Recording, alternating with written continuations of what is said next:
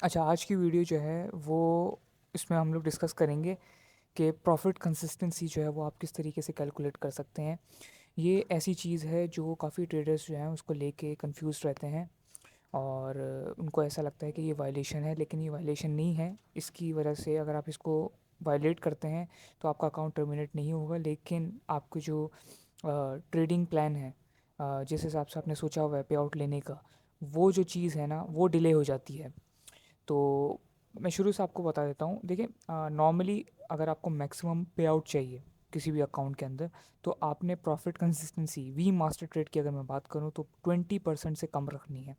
ठीक है, अब ये इसको कैलकुलेट कैसे करते हैं? देखिए, वैसे तो आप जब ट्रेड प्लेस करते हैं, ठीक है, आपके पास ये पर्सनलाइज डैशबोर्ड होता है, इस तरीके का आपको नज़र आ रहा होगा। ठीक है, इसके अंदर जो भी आप ट्रेड्स ले रहे हैं वो आपको ऑटोमेटिकली कैलकुलेट करके दे देगा प्रॉफिट कंसिस्टेंसी पहले ट्रेड की। अगर आप लॉस में नहीं होते हैं, ऑब्वियसली अगर प्रॉफिटेबल होते हैं तो 100% होगी प्रॉफिट कंसिस्टेंसी। और ये जैसे जैसे आप ट्रेडिंग डेज बढ़ाते हैं तो ये डिक्रीज़ होने लगती है, डिपेंडिंग अगर आप प्रॉफिटेबल हैं। ठीक है, अब मैं आपको जो है थोड़ा बहुत इसकी इन्फॉर्मेशन दे देता हूँ। अगर मैनुअली किस तरीके से कैलकुलेट कर रहे हैं और कितना प्रॉफिटेबल आपने होना है पर डे, डिपेंडिंग ऑन आपके अकाउंट साइज़। अच्छा, लेट्स सपोज आपके पास जो है वो $10,000 अकाउंट साइज़ का आपने पैकेज जो है वो परचेज़ किया है। ठीक है, और आपने लिया है 5 10 10। यहाँ पे मैं एक एग्जांपल दे रहा हूँ आपको। ठीक है, 5 10 10 का मतलब है 10% प्रॉफिट टारगेट। यहाँ पे मैं मेंशन कर देता हूँ। 10% प्रॉफिट टारगेट $10,000 का होता है, $1,000। यानी कि आपको $1,000 जो है वो कैसे भी बनाने हैं, उसी के बाद जाके आप पे आउट रिक्वेस्ट कर सकते हैं। लेकिन आपको प्रॉफिटेबल कितना रहना है पर डे, ये किस तरीके से होगा?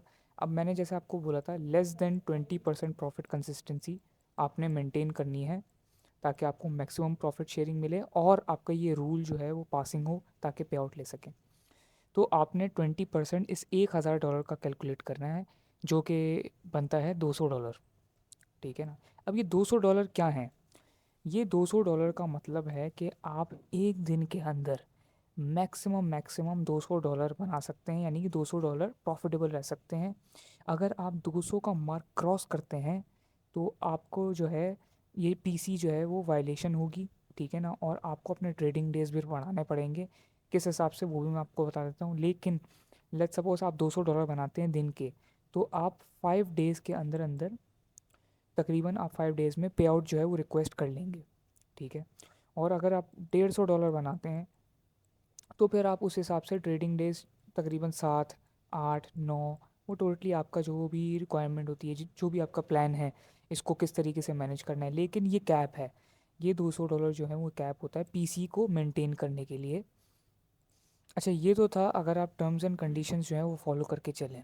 लेट्स सपोज आपने जो है वो अकाउंट में प्रॉफिटेबल एक दिन के तकरीबन $300 आपने बना लिए। $200 कैप था और $300 आपने जो है वो बना लिए हैं।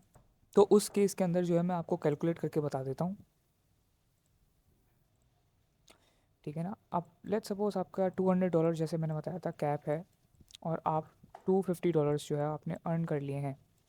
तो आपने करना क्या है, आपने ये चेक करना होगा कि ये 250 को आप डिवाइड करेंगे 0.20 से, यानी कि 20%। ठीक है, और ये आएगी वैल्यू 1250। यानी कि जहाँ पहले $1,000 आपने बनाने थे पे आउट के लिए, अब वहाँ पे आपको $1,250 बनाने होंगे। ये जो है इशू होता है जब आप प्रॉफिट कंसिस्टेंसी को सीरियसली नहीं लेते हैं और उसको जो है वायलेट करते हैं। तो इस चीज़ का जो है आपने ख्याल रखना है। और एक और चीज़ मैं आपको बता दूं, अब लेट्स सपोज ये $200 जो कैप था आपका, आपने एक दिन के अंदर $100 बनाए। ठीक है, पहले दिन, दूसरे दिन, तीसरे दिन, 4 दिन कर लेते हैं। ठीक है? दूसरे दिन जो है वो आपने $150 बनाए, तीसरे दिन भी आपने $150 बनाए, और चौथे दिन आपने लॉस किया $30 का। ठीक है, तो इस केस के अंदर आपका जो हाईएस्ट प्रॉफिटेबल डे है ना, सेकंड डे पे आपने हिट किया, तो क्योंकि थर्ड डे भी सेम है, या फिर हम लोग जो है इसको भी 100 कर लेते हैं। ठीक है, रेफरेंस के लिए 150 जो है वो हाईएस्ट प्रॉफिटेबल डे है। ठीक है, तो 150 जो है इसको आप डिवाइड करेंगे टोटल प्रॉफिट से। तो 100 प्लस 100 200, और 200 प्लस 150 350 हो गया। ठीक है, और 350 माइनस 30, तो ये हो गया 320।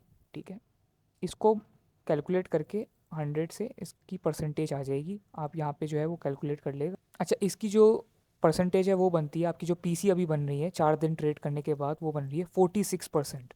ठीक है, तकरीबन 46-47% के बीच में बन रही है। अब लेट्स सपोज मैं 5th डेट भी ट्रेड लेता हूँ। ठीक है, 5th डे मैंने तकरीबन बनाए हैं $80। ठीक है, तो इसमें हम लोग 80 ऐड कर देंगे और ये हो जाएगा 400। इसको हटा के 400 हम लोग कर देंगे इसको।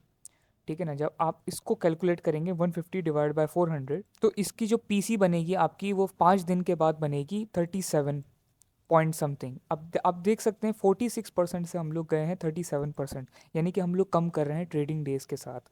अब जितना जल्दी आप जो ये $200 के करीब होंगे, जितना प्रॉफिटेबल रहेंगे, जैसे मैंने बताया मिनिमम डेज आपको लगेंगे अगर 200 बनाते हैं, अगर कंसिस्टेंट रहते हैं बिल्कुल $200 के साथ आप, तो 5 दिन के अंदर पे आउट आपका हो जाएगा। लेकिन मैक्सिमम 7 दिन 8 दिन का आप जो है वो रखें, बफर रखें। ठीक है, जब आपको ट्रेड लेनी है, क्योंकि कुछ भी नहीं मालूम होता है, मार्केट वॉलीटिलिटी का नहीं मालूम होता है, तो इस हिसाब से आपने आपका सेव करके रखना है। इसी तरह अगर आपको मज़ीद कुछ इन्फॉर्मेशन नहीं समझ में आ रही होती है, ठीक है, वी मास्टर ट्रेड को लेके, तो आप कमेंट कर सकते हैं। ठीक है, या मुझे डायरेक्टली डीएम कर सकते हैं, तो मैं आपकी हेल्प कर दूंगा यहाँ पे।